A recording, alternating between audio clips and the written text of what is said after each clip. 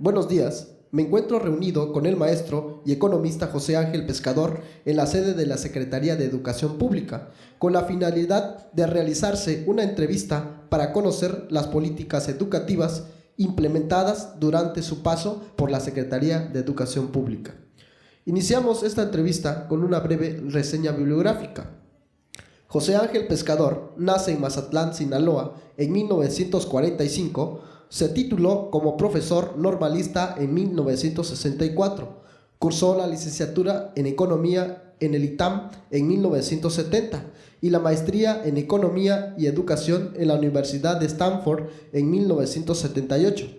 Ha ejercido su docencia en instituciones de educación superior como el ITAM, la UAM, la UNAM, la UIA y la UCLA.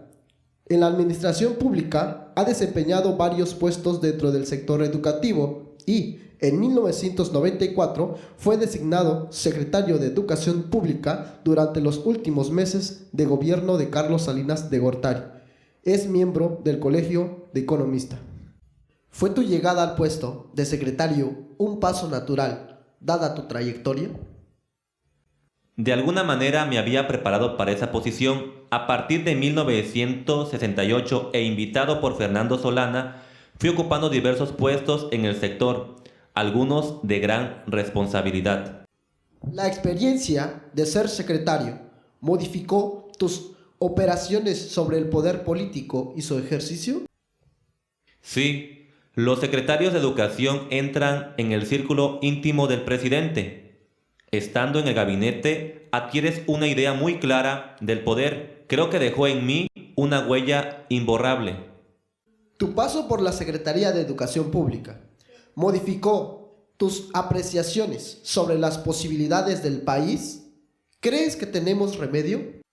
La Secretaría de Educación Pública tiene un gran potencial, pero se requiere un grupo de gente muy calificada que colaborará y apoyará al titular. Creo que hay 3 requerimientos que se deben hablar para realizar una buena gestión en la SEP: voluntad política y liderazgo, un equipo de trabajo bien integrado y una organización eficiente de las actividades. Menciona 2 logros de tu gestión. ¿Qué recuerdas específicamente? El tiempo fue muy breve. En primer lugar, haber podido culminar el proceso de entrega-recepción, y me dio especial satisfacción haber inaugurado el archivo técnico de la política educativa.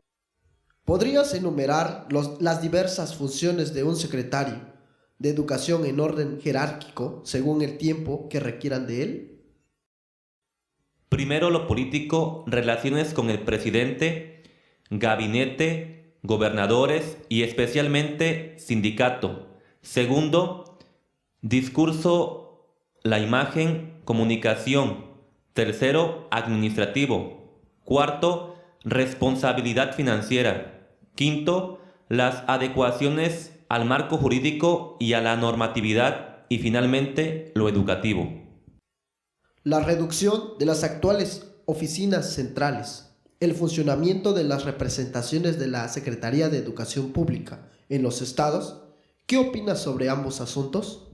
Actualmente, la Secretaría de Educación Pública debe tener unos 120,000 trabajadores, incluyendo la Subsecretaría de Servicios Educativos en el Distrito Federal.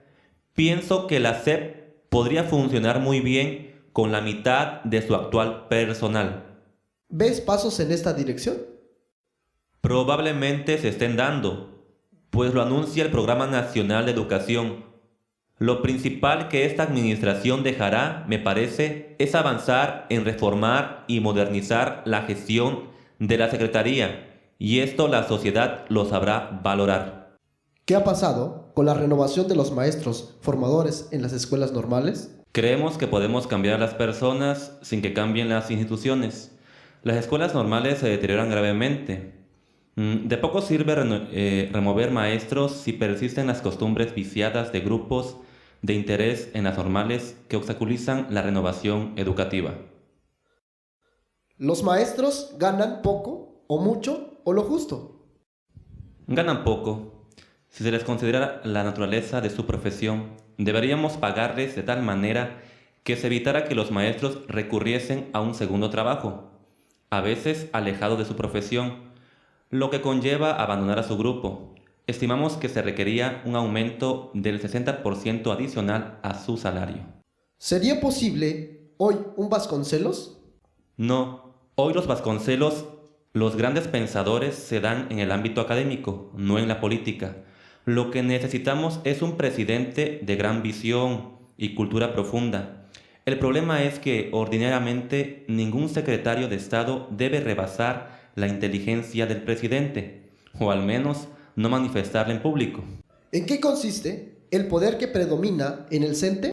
Consiste en premiar y castigar tanto a la autoridad y a sus afiliados. El sindicato premia la subordinación y se castiga la crítica. Ellos preparan políticamente a los maestros que van destacando y renovando sus élites. En resumen, ¿la Secretaría de Educación Pública es gobernada por la CENTE? En algunas áreas sí, sobre todo cuando se trata de ascensos y cambios. Ya regresamos.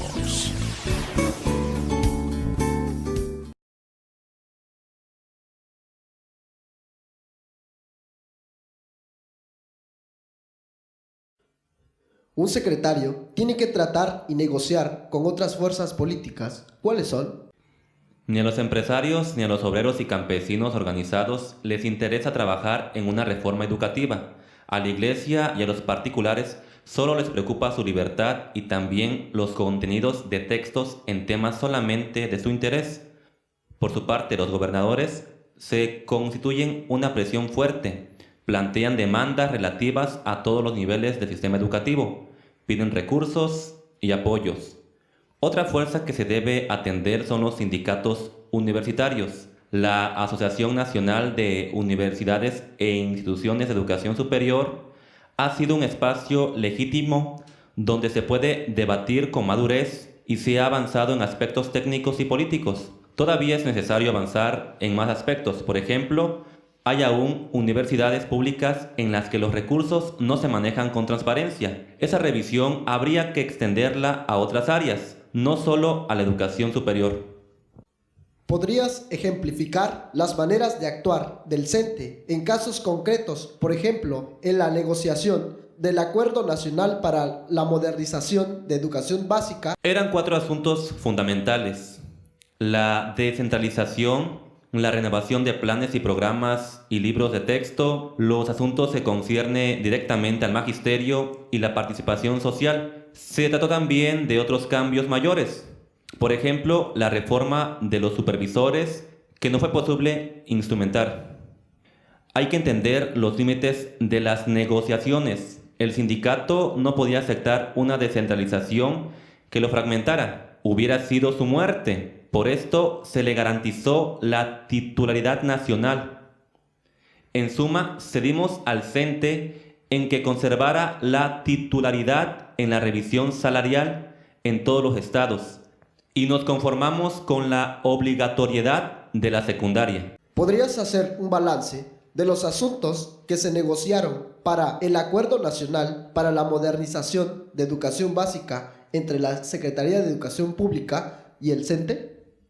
En las negociaciones se mezclaba tanto los compromisos que contendría el Acuerdo Nacional para la Modernización de la Educación Básica como las reformas jurídicas que implicarían. Resumiría así los logros del sindicato. Consiguió la titularidad de la revisión salarial anual en los estados que no desconcentrara la educación básica en el Distrito Federal. Los términos fundamentales de carrera magisterial, su intervención en el Programa Nacional de Capacitación, Actualización y Superación del Magisterio en Servicio, y asegurar que no se sancionara a los maestros por los delitos tipificados. Los logros para la Secretaría de Educación Pública fueron, ante todo, que se aceptara la descentralización de la educación básica y normal. Esto era con mucho lo principal, y la obligatoriedad de la enseñanza secundaria junto con su reforma que implica el cambio de áreas a asignaturas y la distribución de la carga horaria. También insistió en la necesidad de que los profesores tuvieran conocimientos sólidos de lo que debían enseñar según los planes y programas. El asunto de la participación de los padres de familia en las escuelas y en general el de los consejos de participación social también entró en las negociaciones. Por principio, el CENTE se oponía a todo tipo de injerencia de los padres de familia. Cedillo y el entonces subsecretario de Educación Básica, Gilberto Guevara Niebla, presionaron mucho.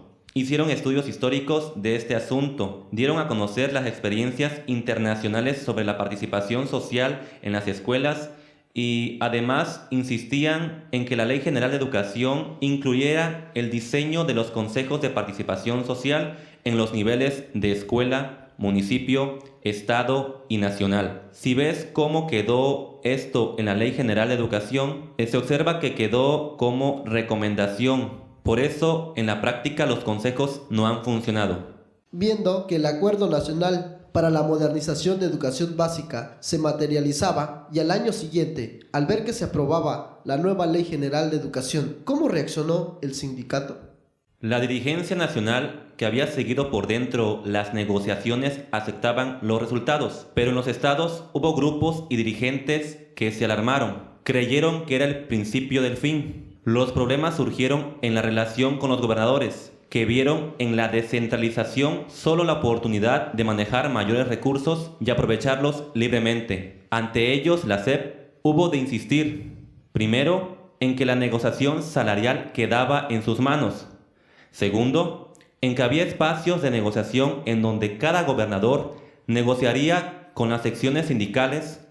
A algunos gobernadores no les satisfacía que la negociación salarial estuviese reservada a las autoridades centrales y a que, sobre la base de esos resultados, tuviese que negociar con las secciones sindicales de su entidad y satisfacerles otras demandas. Esto fue lo que estancó la descentralización. Solo conociendo estas circunstancias de la política interna de la Secretaría, se puede uno explicar las luces y sombras de la descentralización. En el caso de la negociación de carrera magisterial y de la participación social, ¿hubo circunstancias semejantes? Pues fíjate que en carrera magisterial, en una primera parte, el avance fue rápido, sobre todo en los aspectos normativos. Manejé esas negociaciones para el Distrito Federal y trataba directamente con la profesora Elbaster Gordillo, o con sus representantes Humberto Dávila y Sergio Esquivel. Había oposición dentro del CENTE, pero la maestra era muy firme, conocía bien el sindicato y sabía mover los hilos.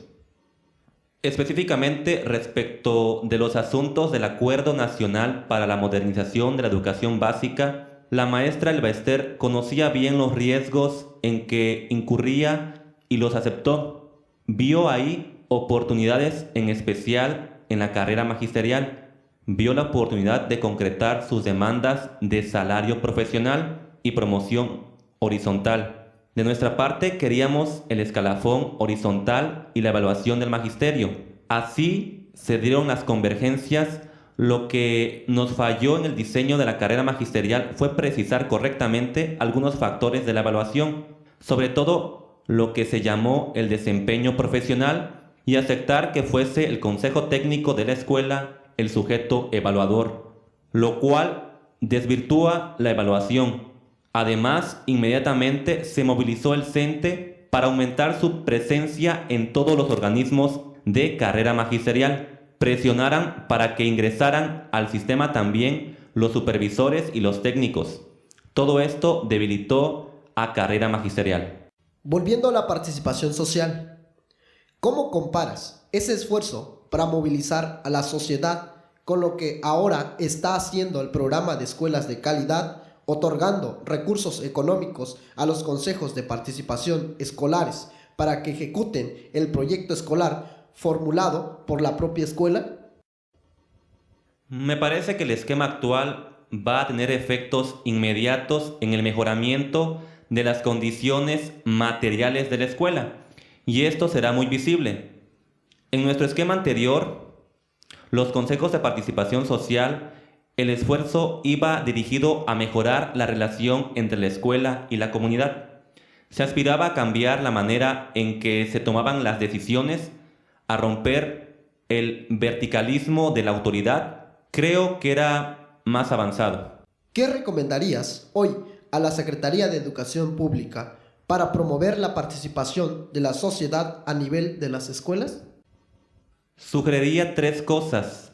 Primero, ser muy cuidadoso en definir qué instancias van a participar. No deben de ser membretes, sino agentes de la comunidad interesados en apoyar a la escuela. Segundo, aprovechar el momento actual en el que parece haber mayor receptibilidad del sindicato. Si hablan de rendir cuentas, de presentar sus estados financieros a las bases, de democratizar su funcionamiento, entremos por ahí. Tercero, más allá de lo político, en lo propiamente social, retomar la participación como punto central del compromiso por la calidad.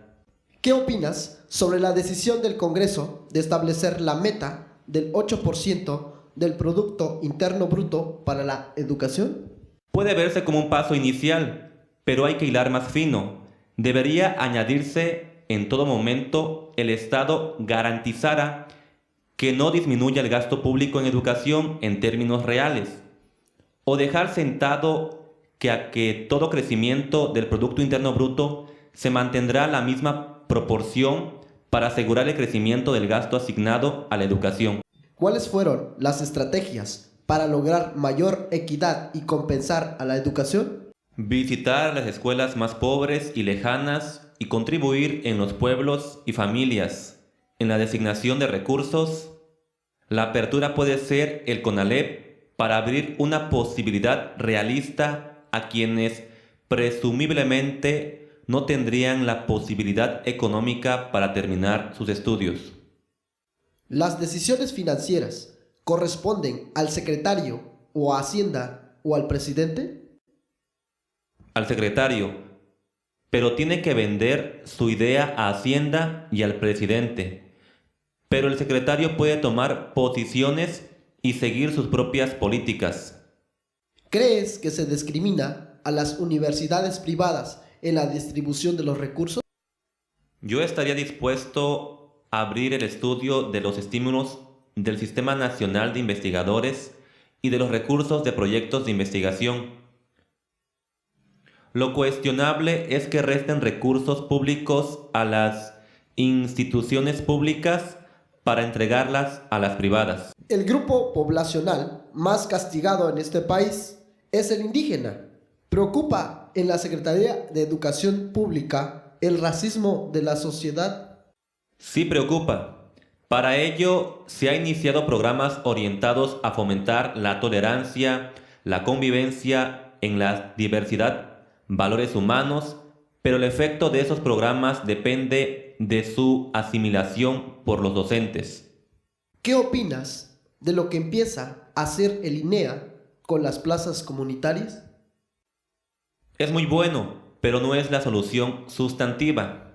Las plazas comunitarias los aprovechan sectores que están más cerca de la verdadera necesidad y el INEA, a fin de cuentas, no se le va a medir por el éxito, sino por 5.8 millones de analfabetas, que son los más pobres, y por la certificación de la primaria y secundaria. ¿Crees que los secretarios de educación se lavan las manos diciendo que los medios de comunicación, como la televisión y la radio, dependen de la Secretaría de Educación?